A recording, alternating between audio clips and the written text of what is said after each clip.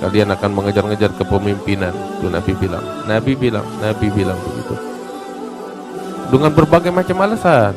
Ada yang alasannya agama, ada yang alasannya al-ghira, ada yang alasannya macam-macam. Innakum satahrisuna 'alal imara. Kalian akan ngejar-ngejar kepemimpinan.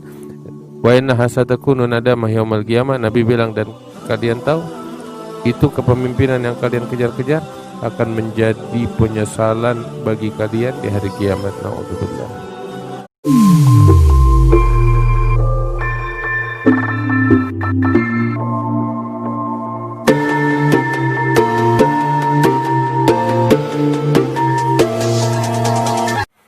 Gak sibuk sama dosa orang, gak sibuk sama aibnya orang lain, gak sibuk sama urusan dunia, gak sibuk sama urusan politik, gak sibuk sama urusan-urusan yang mana orang-orang yang meributkannya. Gak ada.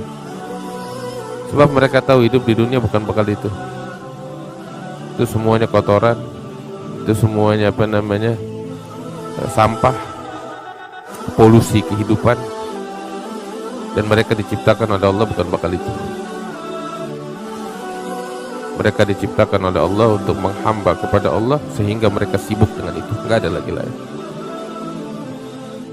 Mereka sadar itu semua tuh yang diributin sama orang virus yang mengganggu hubungan mereka dengan Allah. Maka itu mereka tinggalkan. Orang mau ngejar-ngejar kepemimpinan, monggo ambil.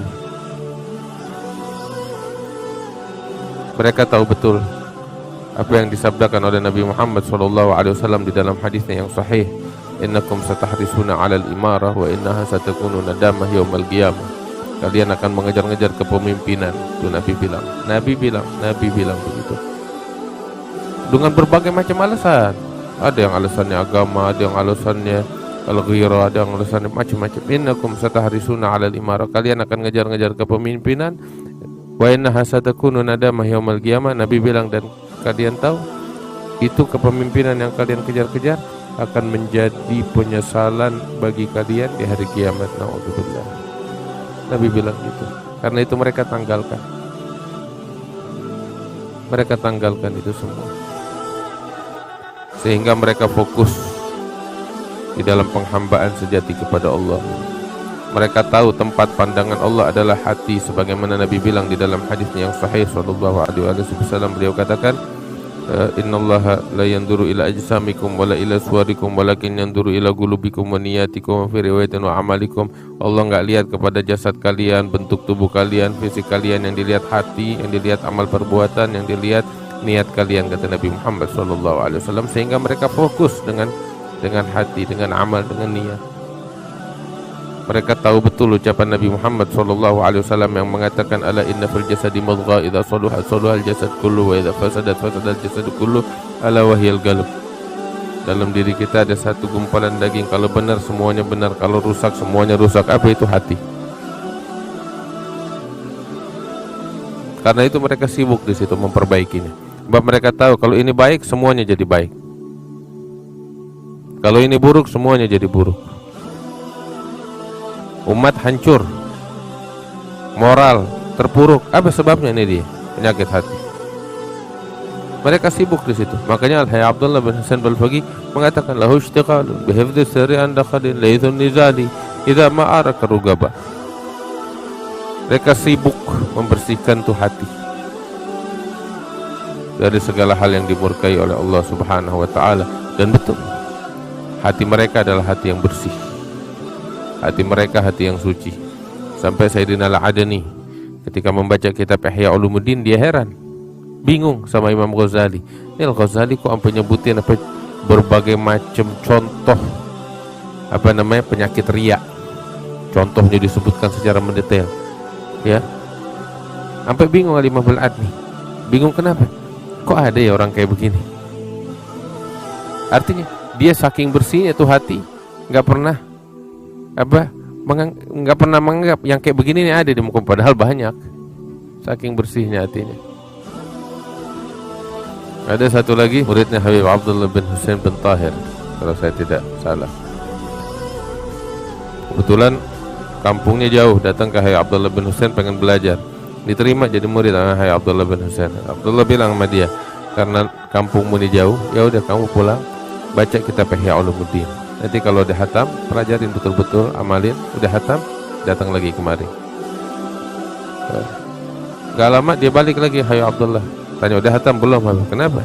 Enggak Habib, saya bingung. Ini di Rub'ul Muhlikat bagian ketiga dari kitab Ihya Ulumuddin, Ghazali nyebutin tentang penyakit-penyakit hati yang berbagai macam. Saya bingung. Saya nggak paham nih. Emang ada orang kayak begini? Ghazali dalam bab ketiganya itu, kitab ketiga itu isinya semuanya tentang penyakit hati. Ini Habib bingung, emang ada orang kayak begini? Tanya, ente nih dari keluarga fulan, kan keluarga ulama, keluarga orang saleh. Iya. Nah ini lewatin aja, lengkapin aja. Kenapa Habib? Ini kitab ditulis sama Ghazali nih, bagian ini bukan bakal ente, bakal orang lain. Saking bersihnya hatinya mereka.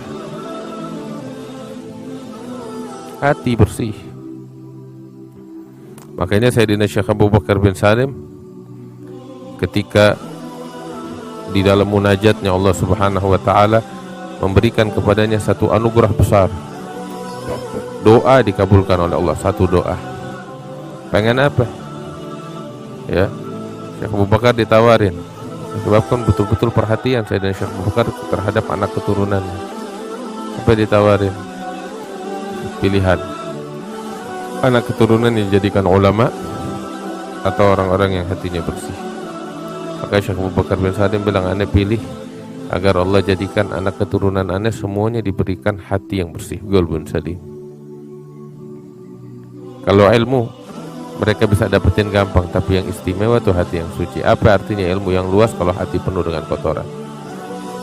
Tapi orang yang hatinya suci sekalipun gak berilmu, dia bakal selamat. Allah Ta'ala bilang di dalam Al-Quran tentang doanya Nabi Ibrahim, wala tukhzini yauma yub'atsun yauma la yanfa'u malun wala banun illa man atallaha biqalbin salim. Yang selamat hari kiamat yang datang sama Allah dengan hati yang suci. Didoain begitu oleh Syekh Abu Bakar. Makanya dapetin sebagian keturunan Syekh Abu Bakar tuh ciri mereka polos, hati bersih, gak nyimpen dendam sama orang, ya. Mulut doang pedas, ya memang biasanya orang yang orangnya polos begitu, ngomong apa adanya, gak disimpan. Hati bersih, gak nyimpen dengki, gak nyimpen benci sama orang. Ini kesibukan mereka, gak ada lagi lain. Dan ini jalan mereka, jalan Sada Bani Alawi. Fokus dalam ilmu, fokus dalam zikir, fokus dalam ibadah, fokus di dalam ilmu Al-Quran, tangisan di kegelapan malam, sujud kepada Allah, rasa takut kepada Allah, berusaha untuk membersihkan hati dari segala yang dimurkai oleh Allah, menghiasinya dengan segala sifat yang diridhoi oleh Allah. Ini sifat mereka, di jalan mereka, gak ada lagi lain. Orang yang mengaku menempuh jalan mereka, tapi ini gak ada pada diri mereka. Pada dirinya, ya pengakuan belaka, omong kosong.